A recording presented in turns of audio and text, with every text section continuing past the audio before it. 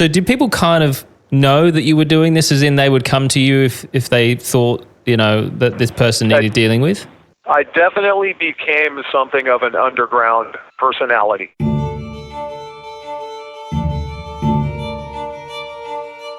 41-year-old Jason Vukovich is accused of violently assaulting men with a history of sexual offenses involving children. And it wasn't until I saw him come around the corner with that ritual knife that it really clicked in my mind that they're going to kill me. He says Vukovich broke into his home in the middle of the night and beat his head with a hammer. Hello, and welcome back to 1 Minute Remaining. My name is Jack Lawrence, the host and creator of this show. Today is part 4 of my chat with Jason Vukovich, the man they call the Alaskan Avenger. Jason is serving a sentence of 23 years in prison for the assault of 3 registered sex offenders, a crime he says he is 100% guilty of. Again, in this episode, I must warn you that there will be many discussions regarding abuse towards children. Listener discretion is strongly advised.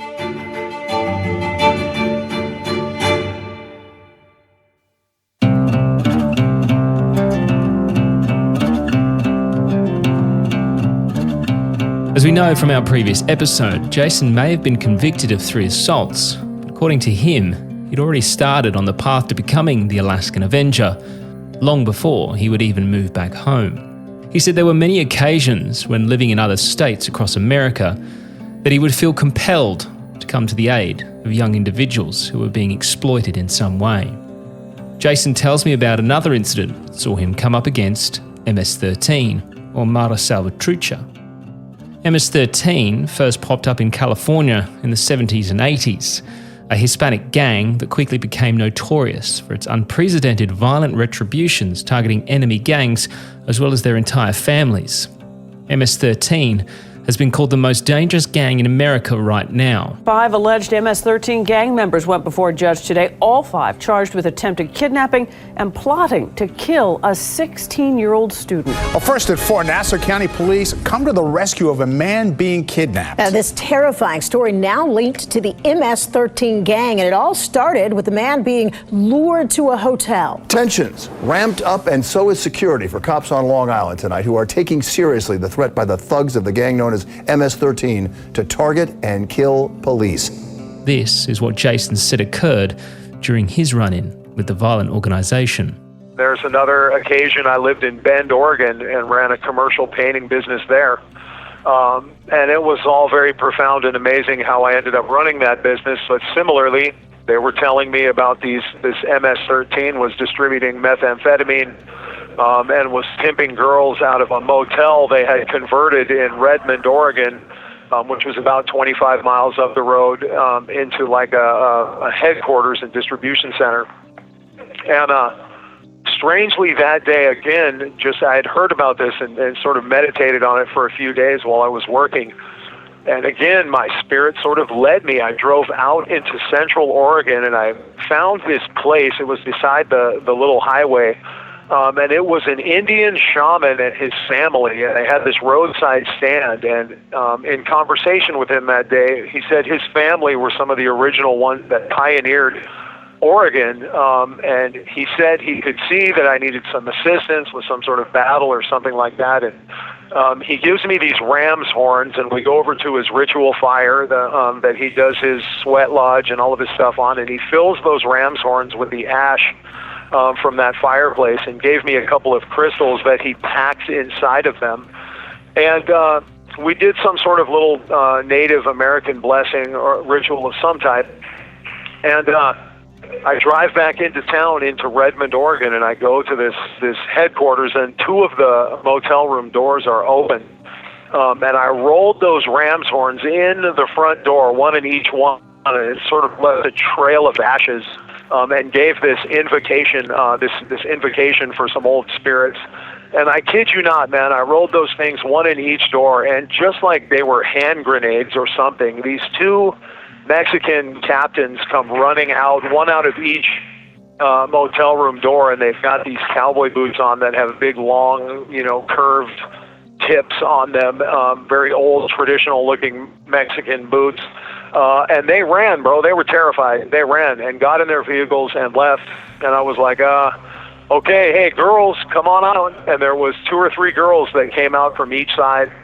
And 13 or 14 years old, obviously strung out on drugs. I didn't know what to do with underage, strung out drug addicts, prostitutes. So I actually drove them into Portland, Oregon to a woman's shelter. Was the only place I knew where to take them. So the next morning, I'm driving to there was a guy named Les Schwab, and he was a self-made millionaire, had built a large empire selling tires, built his own tire production factory and everything on the West Coast. And he had given me a blank check business. That's how I ended up in that part of the world. So I'm driving towards his headquarters in Prineville, Oregon the next morning, and I can see very oddly and very obviously an older guy with a black biker vest on with kind of a scarred-up, shaved head, standing on the side of the road with his thumb out, hitchhiking. So, of course, I guess I need to pull over and pick this guy up. And I pick him up, and we drive back to this big ranch that he has with a large farmhouse. And he invites me inside, and I go inside, and he's got these 6 flags on the wall that look like maybe the Smith & Wesson logo with pistols crossed at the bottom. And he proceeds to tell me, I'm the president of the Outsiders Motorcycle Club, and we have had a peace treaty in this part of the world for 30 years against your kind. And he said, while I really appreciate what you did for those girls last night, we're going to need to ask you to get the fuck out of here. You're not welcome here. You're disrupting our business. And he basically gave me 24 hours, 36 hours to sell my home or pack up and get the hell out of that part of the world, or else I was going to have extreme issues in my life. And anyway, long story short, within 2 days I found some people that paid off the mortgage on my home and gave me a check for $5,000, and I loaded up a U-Haul truck and I drove out of Central Oregon. And that was the end of a really lovely little life that I had built for myself. But again, each time you have the opportunity to do something or you find yourself doing something like that, it costs you.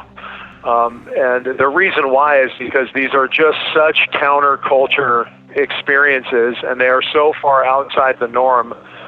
And, really it's important for me to say, too, that nothing that I've told you so far is meant to disrespect or to, throw shade towards any family or organization in particular. However, it is important to note that it doesn't matter which organization or family you're discussing. All have good and bad in them, all of them. Of any type, be it a church or a government body or an old family structure. All of them have bad that needs to be eradicated or taken care of, and I've witnessed that and experienced it in my own life time and time again. So these incidents, these took place long before you committing the offences that got you into prison this time. So these all happened prior to that. So you already had this you had this, I don't want to say, I keep using the term, I hate to use it, but you had this sort of vigilante streak in you for a while. You'd been doing these sorts of things and taking let's say the law into your own hands for a while. For sure. And so you can sort of imagine the progression. The difference here was typically the disruption would take place and I would end up selling my stuff and moving on to the next town or the next city. And also you can imagine, like the mother of my kids, here I come home stabbed, hair cut off, telling her, hey, by the way, this biker club has said I have to sell the home and move us out of here. Things like that don't work with a marriage very well. So, no. God bless her. Rest her soul. She's actually passed away now, but for tolerating this sort of, stuff in my life.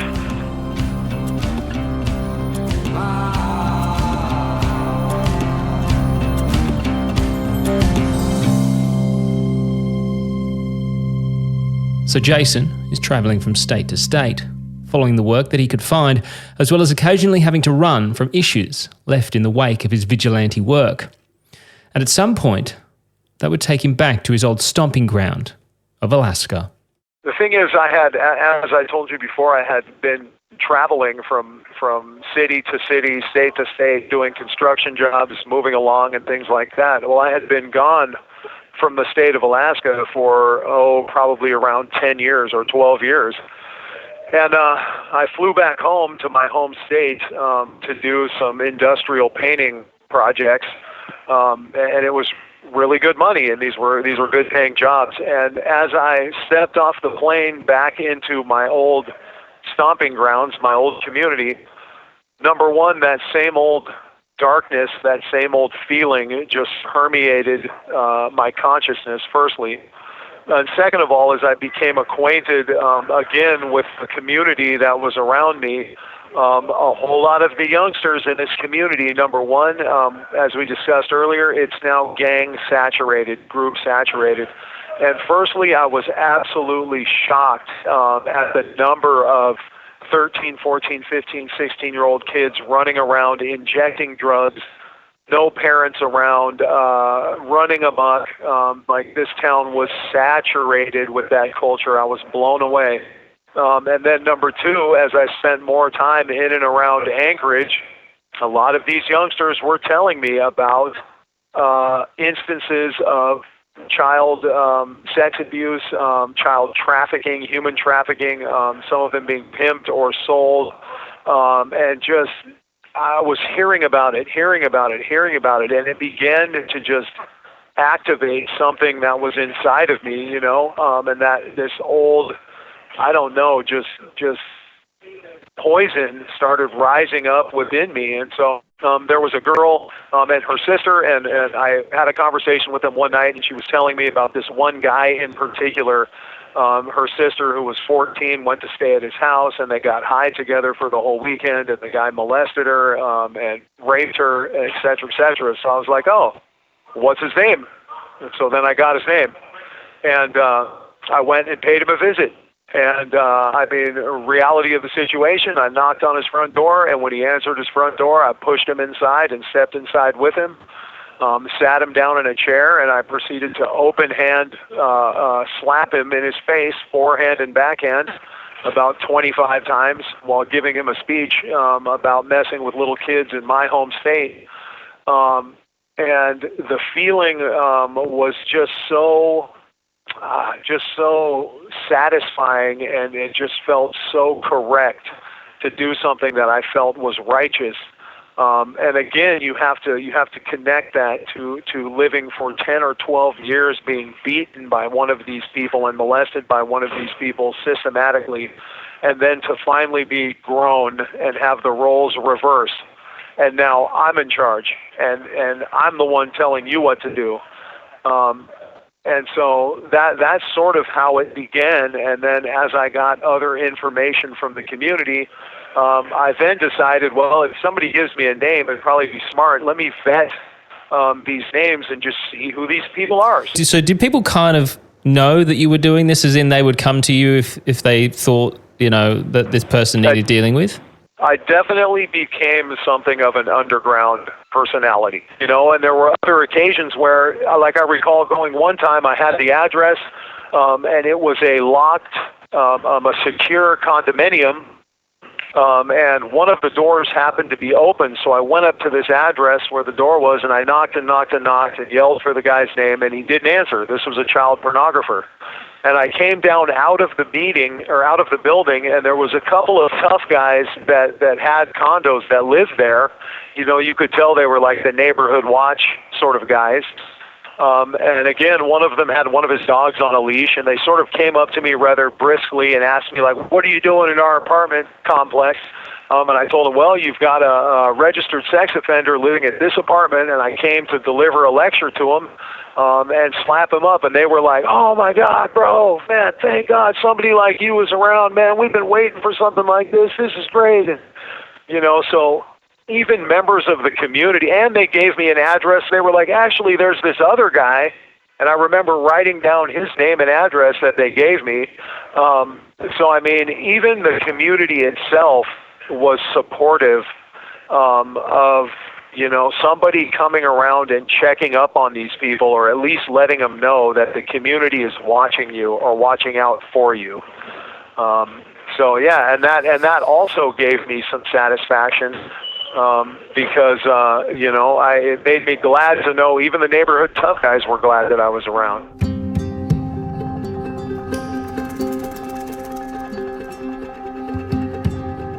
So I did have one question for Jason. Well, I had many, but my one question I had after he tells me about this incident, these girls who told him that a guy had attacked their younger sister, what if they were lying? What if they knew of this big guy who would go around to a dude's house and give him a beating if he thought him to be an abuser of some form? They had a grudge against a guy, so they decided to tell him a story in order to get this guy beaten up. I mean, if they were, I will tell you this, I am a sensitive and intuitive person, and have gained, the ability to discern truth probably from my years of being a liar. And this is not something otherworldly. This is a tool and an ability that judges and detectives and, people develop over years. I have that. So in this case, I did not think she was lying. But then when I encountered the person, just the accoutrements of his life, drug paraphernalia, et cetera, and so forth, pretty much supported her narrative. So in that instance, I was quite certain that I was at the right place at the right time, and his own words supported that. Okay. You would be absolutely amazed, bro. I have visited a home of a registered pedophile who, in the course of our conversation, he is sobbing and crying, telling me how he had to rent an apartment that was beside a daycare center. And some days that he would not even want to leave his apartment because he had the overwhelming urge to molest one of the children in the daycare center that he could see out his bedroom window. And so a lot of them were very self-validating. But you're right, as I proceeded forward into this, I wanted to vet people's stories or accusations, and the easiest way for me to do that would be to enter a name into a sex offender registry and see, perhaps they've got prior convictions, and if so, that would support, information I was being given.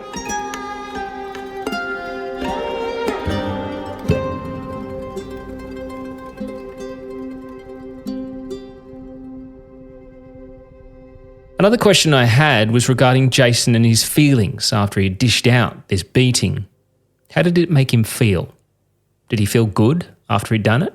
100%. Yeah, it felt great. I thought it was awesome. And again, too, you have to. The only way you can really get understanding of the thought process and the feeling associated with it is for me to attempt to express to you, I am not a mean-spirited person. I'm large and I'm muscular and I'm capable. I don't enjoy fighting. I'm not an angry person. I don't take pleasure in exerting force on others. And there's plenty of people that do. So it took some doing to invoke the energy required to walk into a stranger's home, no mask, no weapon, just bare hands, and give them a lecture and a lesson and some corporal punishment as pertains to their behavior when that is something that is foreign to my nature. It's not who I am. I'm not like some bare-knuckle cage fighter or something like that. So it definitely took some energy and some doing, and I definitely derived satisfaction from it. Okay, Jack, listen, they've just called dinner meal service. Can we take a 20 or 30-minute hiatus, and then I'll call you back and we can finish up? 100%. I'll go eat as well, so I'll talk to you in about 30? Yep, yes, sir. All right, good man. Talk soon. Okay, thank you, Jack. Okay, bye.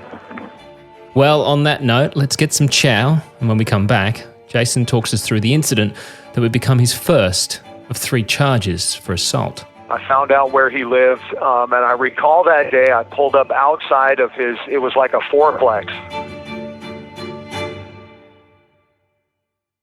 So, as always, a huge thank you to everybody who listens to this show and also provides feedback, especially regarding our Q&A episode. A lot of people have said how much they really enjoyed it and would like to hear more. So, unfortunately for you, that means you've got some work to do.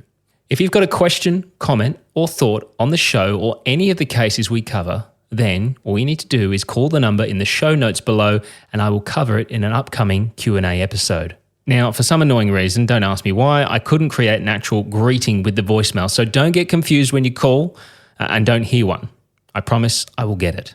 Also, I would of course like to give a quick shout out to just some of our valued Patreon members, Brittany Hayes, Jacqueline Brincat, Rach Calamari, hope I'm pronouncing that right, Rach, Cherry Newman, Jen J, Emily Wheeler, Alice Waters, Myra Killick, AJ Bull. A big shout out to you legends this week, and of course to all of our Patreons. Thank you so much for your ongoing support each month. For details on how you can become part of the OMR family, click the link in the show notes below. You may start the conversation now. Hello. Hey. What did we get on the menu today? I was going to say I feel recharged after a lovely meal of tree bark with a side of sawdust and thumbtacks. Absolutely delicious. Oh, dear. Today was some sort of sliced chicken product, some sort of mashed potatoes, and a cold salad to go with it. So you have to be very selective, bro, what you eat around here. If you don't, we're in a protein desert, basically. Yeah.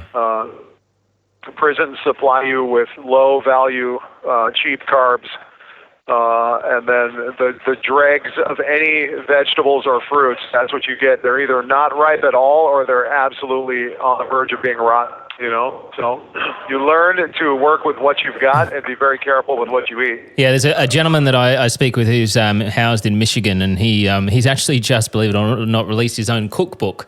He makes his food obviously in he's in a two-man cell situation. And he uses what he calls a stinger. Yeah, you know all about stingers, I'm sure. For sure, yeah, to heat the water or heat whatever he's doing. Yeah. So, we haven't spoken. Are you in a cell situation, or are you guys in the open bay type setup? So this one is individual cells, two men per cell, and this is a very odd prison. It's relatively new for the state of Alaska. In the last 10 years anyway, and it's odd in that, most prisons, you have a prison cell that has a window that you can see outside, even a small one. This prison is arranged in such a fashion where your window faces the inside of the mod. So the only time we can see outside is by looking through the ceiling, where there's a couple skylights, or the 1 hour a day you're allowed to go outside. Other than that, we spend our life locked in this particular room. So it's kind of an odd setup. Also, most prisons, you have a toilet sink in your room. Something you sort of take pride in polishing and keeping very shiny and chromed out. And this prison is odd, with a giant mod with 140 men, and there are 3 toilets, 3 urinals upstairs, 3 toilets, 3 urinals downstairs, and everyone shares that common bathroom. You've got 6 toilets for 140 guys. Oh yeah, it's rough. Let me tell you what, it's rough. Deary me. So, for instance, one time the power went out for about 2 or 3 hours, and little did we know the water is controlled by electricity. It's not pressure actuated. So none of the toilets could flush, and none of the sinks would run water for that 3 or 4 hours. And trust and believe, it did not take any longer than that for things to begin piling up, for real piling up.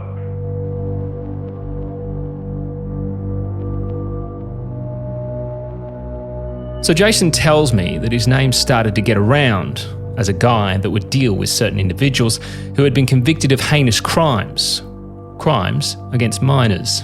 He would be given names, and he would then go and vet them on the sex offenders registry list.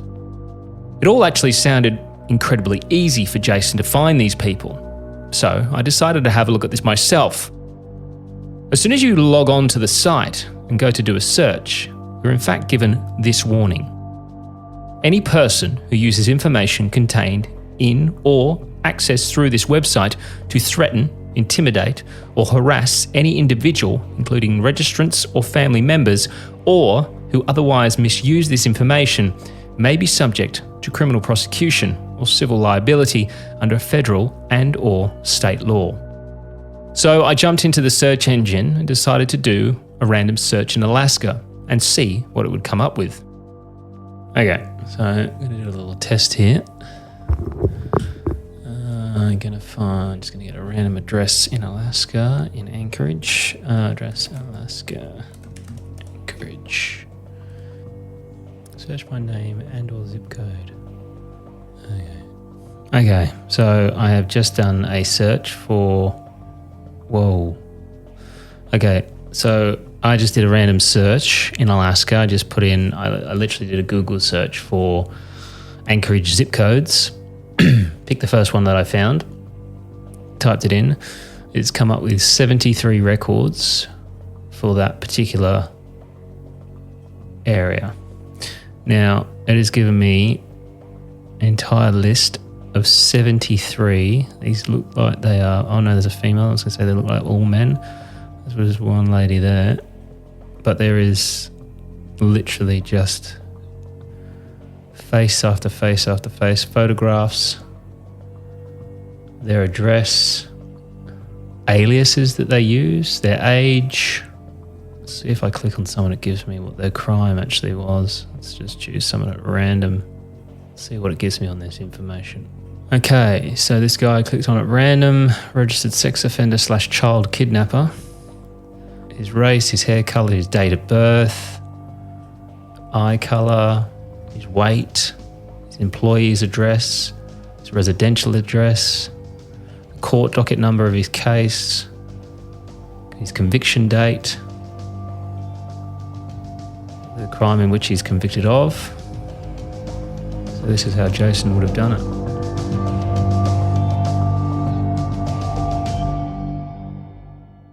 As we know, Jason says most of the time he would go after specific individuals of people that he'd been given names of. Other times he said it would be more of a spur-of-the-moment decision to want to go and visit someone. Here, he talks about one of those times. So most of the time, yeah, for sure, it was specific names that were given to me by community members. However, other times, not so much. So I recall sitting in the public library and I was vetting one of the names that I had been given.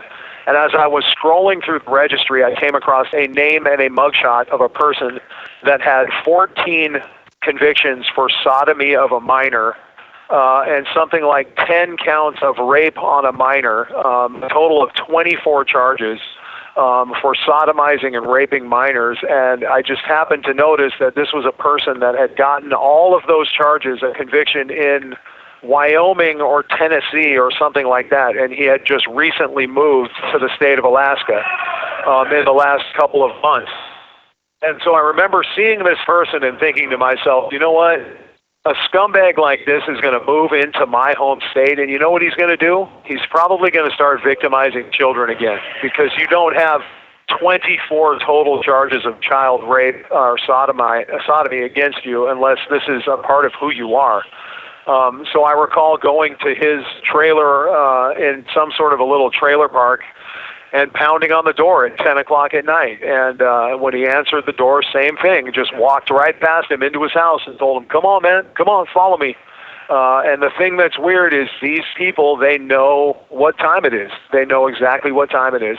And I made him sit down, and in this instance, I don't know if I hit him, a bunch of times or anything like that, but I most certainly let him know, that I'm aware of you and I know what the fuck you've been convicted of, and you better stay away from children in this state, et cetera, et cetera.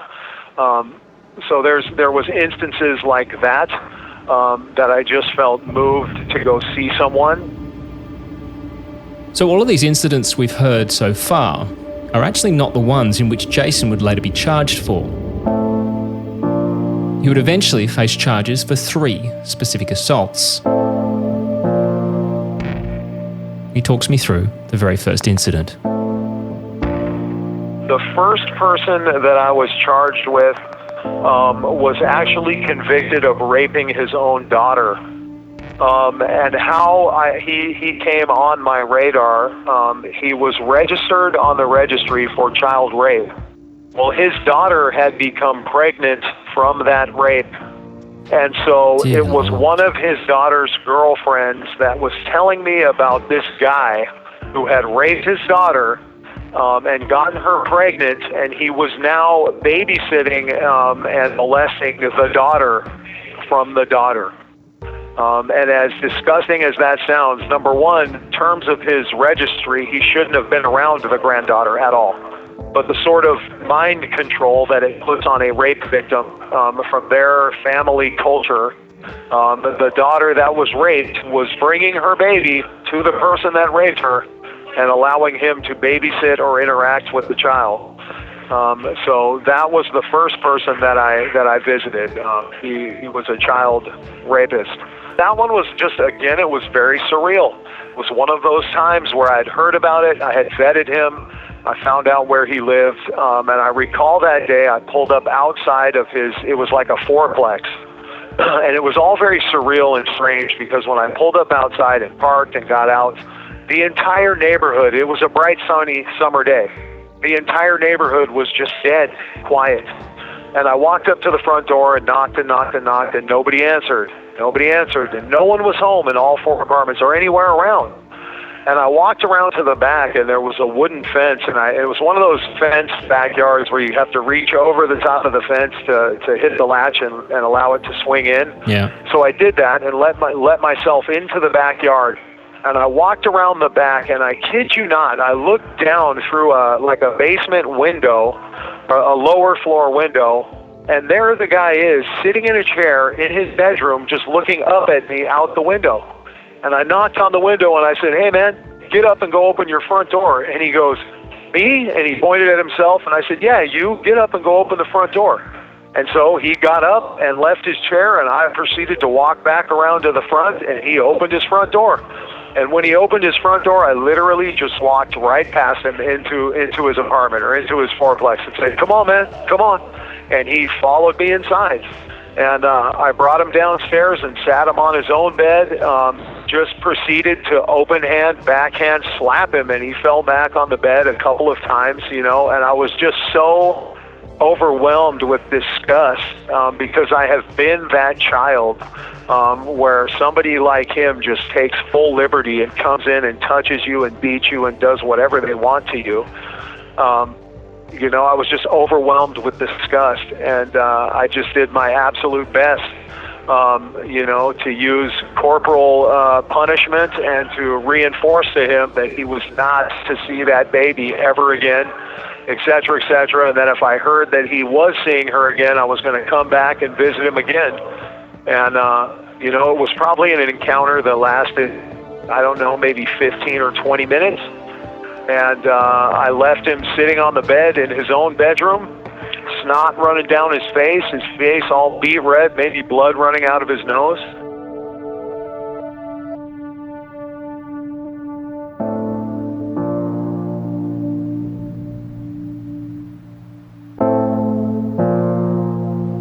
You have 1 minute remaining. And that's where we'll wrap it up for this episode. Coming up in our next episode, Jason talks us through the further 2 assaults and the one that would see him eventually arrested by police. His home was sort of at the end of a dead-end one-way road. And as I got to the end of that road, the police were just roaring in with their lights on, and they saw my car exiting in kind of a hurry, and they surrounded me immediately. Next time on 1 Minute Remaining. 1 Minute Remaining is a Mash Pumpkin production. Produced, hosted, and created by Jack Lawrence. Editing and sound design by Jack Lawrence and Dom Evans. This show is part of the Acast Creator Network.